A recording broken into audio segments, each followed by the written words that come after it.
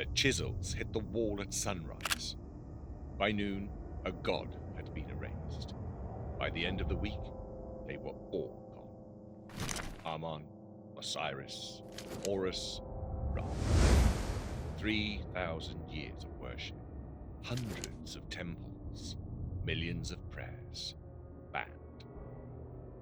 One man did this, one decree, one morning. His priests called him the living sun.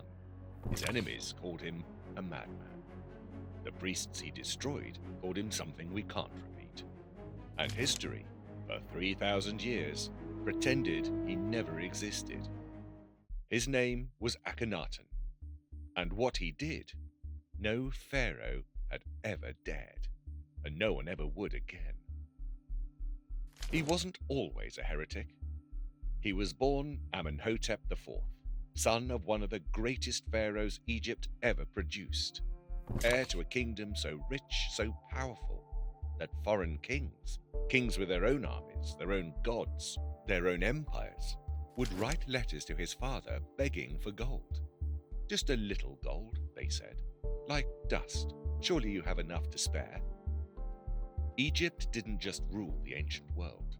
Egypt was the ancient world, and Amenhotep IV stood to inherit all of it. For the first few years, he played the game perfectly. He performed the rituals.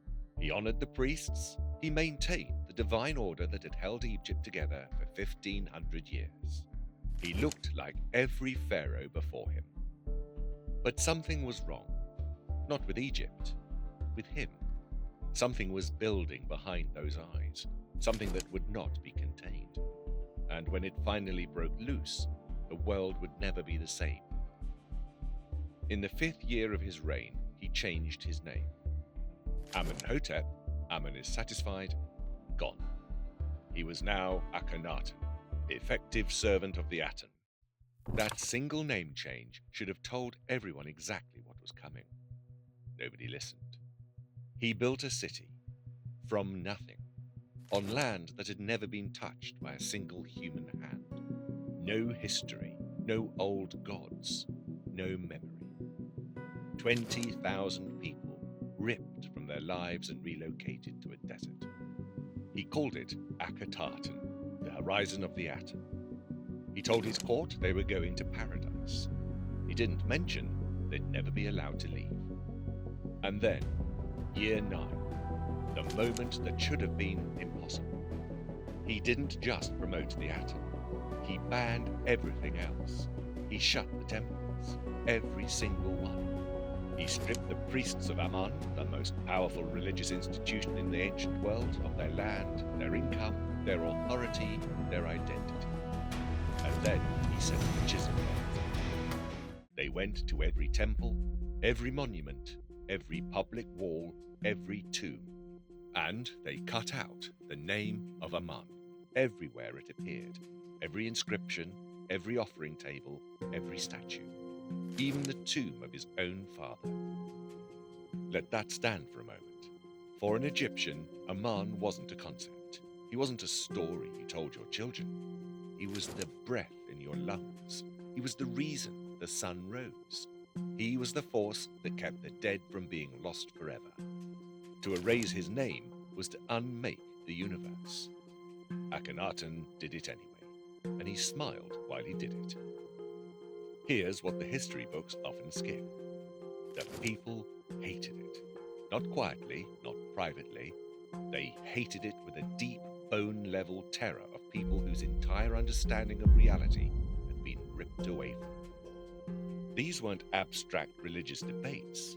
These were farmers who prayed to Osiris for a good harvest, mothers who begged Isis to protect their children, soldiers who called on Horus before battle. And now, those gods were illegal. What do you do when your government bans your grief? And while ordinary Egyptians were silently terrified, the empire was burning. Those letters from the vassal kings, they weren't asking for gold anymore. They were screaming for help. We are being attacked. Our cities are falling. Where are the Egyptian soldiers? Where is the pharaoh? Ribhadda of Byblos wrote over 60 letters to Akhenaten. 60! Begging, pleading, desperate. Akhenaten sent almost nothing. He was staring at the sun. But here's the part that makes your stomach turn. At the same time, plague. A devastating epidemic was ripping through the ancient Near East. Tens of thousands dead, city after city hollowed out. It reached Egypt.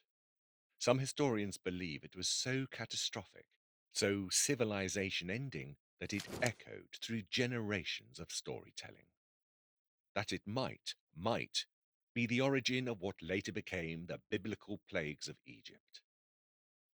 Think about that.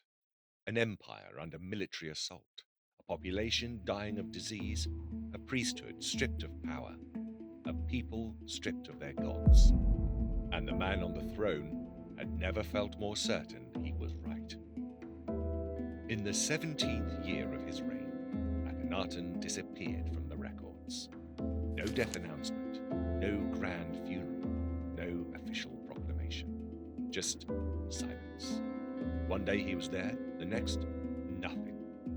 His tomb was built for a god king. It was left like a crime scene.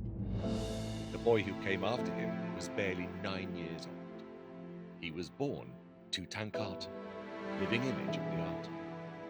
You know him by a different name. He changed his name to Tutankhamun, living image of Amarna.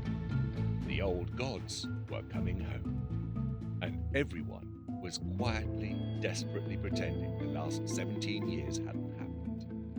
And then came Horemheb, the general, the man who had watched Akhenaten's revolution destroy everything he had built his life protecting. Horemheb didn't just reverse the religion, he went to war with the memory. He tore down the temples of Amarna, stone by stone. He used those stones, those exact stones, to build monuments to himself and the old gods. He removed Akhenaten from the official kings' lists. Not just erased, replaced. The years of Akhenaten's reign were reassigned to earlier pharaohs, as if the time itself had to be reclaimed from him. For 3,000 years, he was simply gone, a ghost in the stone, an absence where a pharaoh used to be. Archaeologists found Amarna in the 19th century, and what they uncovered stopped them cold, because buried in the sand was something Egypt had never produced. Pharaoh holding his child, not in triumph, not in war, not as a god standing above humanity, just a father playing, laughing, fully unmistakably human. In 3,000 years of Egyptian art, no one had ever dared to paint a pharaoh like that. And that's where it gets complicated. Because who was Akhenaten really? Was he a visionary? The world's first true monotheist, worshipping one god 300 years before Moses wrote a single word? Was he a tyrant? A man so locked inside his own obsession that he let an empire collapse rather than look away from the sun for 5 minutes? Was he unwell? His physical depictions, the elongated skull, the wide hips, the strange, almost impossible proportions, have sparked a century of debate. Was the art symbolic, religious, or was it showing us something the people around him saw every day and didn't dare speak aloud? We don't know, and we might never know, because here's the truth about Akhenaten. He almost got away with it. For 17 years, the most powerful man on earth rewrote reality. He cancelled 3,000 years of belief with a single decree.